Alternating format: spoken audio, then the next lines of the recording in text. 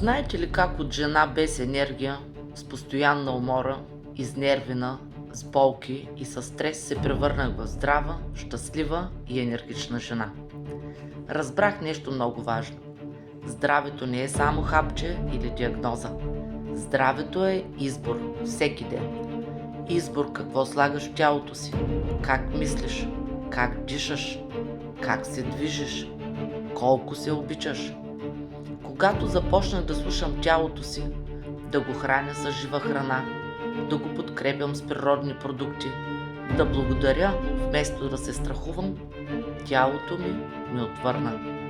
Днес споделям това, защото знам, че има и други хора, които се чувстват както аз тогава. И ако си един от тях, знай, промяната е възможна. Започва отвътре. Ако това видео ти даде надежда, напиши "Избирам здравето си" в коментар и ме последвай, защото тук говорим за осъзнато здраве и любов към тялото.